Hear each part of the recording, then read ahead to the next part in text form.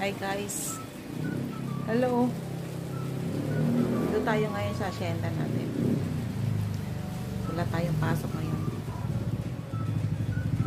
Malabas na naman yung mga dito. Tingnan natin yung mga paniran natin dito. Check natin yung mga tanim natin. Kung ano na yung dati kasi nung pandemic maganda yung mga hacienda natin eh. May mga tanim tayo dito ng mga gulay-gulay, sitaw, okra, talong. Yun yung libangan natin ng pandemic eh. Pero ngayon wala na. Ilan na lang naiiwan. May mga kunti tayong mga prutas dito, halaman. Check natin guys. Baka dumating yung bagyo eh, biglang magkalagasan na naman. Yan.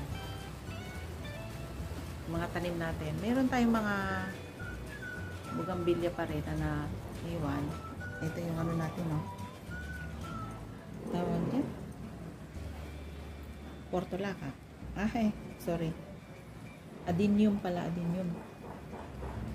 Yan. Yung galing sa buto yan sa from seed. Nag-germinate na siya na ano natin. Napatubo natin. 4 lang. Diba? From seed yan. Hindi from cutting. Then, ito po yung ating kamyas.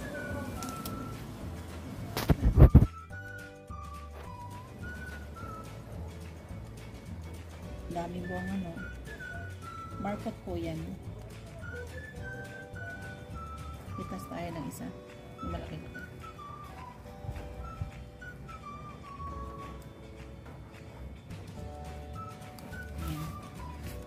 Ito. Suwahan.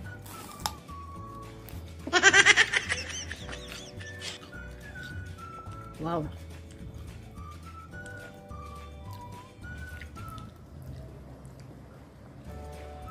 Parang may kumidlat sa utak ko ah.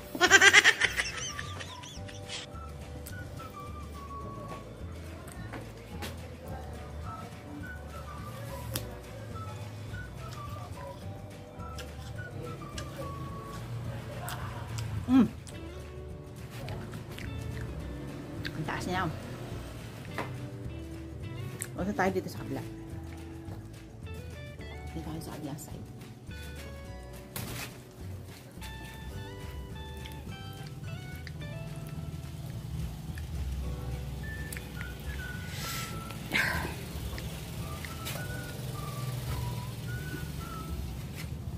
Dito naman po, itanim tayo dito.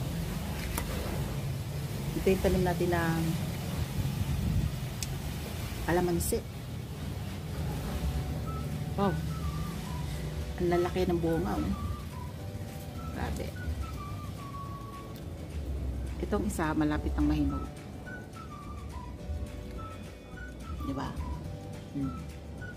Ito yung mga dito sa hacienda natin kahit pa paano meron tayong mga napipitas. Minsan pag nagluluto ako ng pancit canton, pinipitas ko to. Nilalagyan ko ng kalamansi. Kumbaga pandagdag na lang. Yun yung magandahan pag may hacienda tayo. Yan. Meron din tayo naka-stock dito na pang tubig natin. Yan. Isang malaking drum.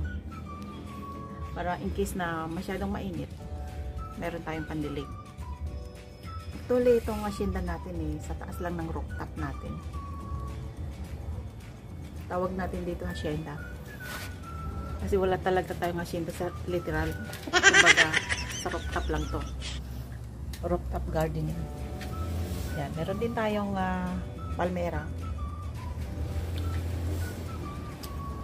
Ano, maambon na guys. Wala na, hindi na maganda yung halaman natin. Yung bugambilya natin, wala nang bulaklak oh. Napabayaan na. Dati-dati kasi nung pandemic to, napakaganda nito. Ang daming bulaklak. Wala na talaga. Hindi, umaambon na guys.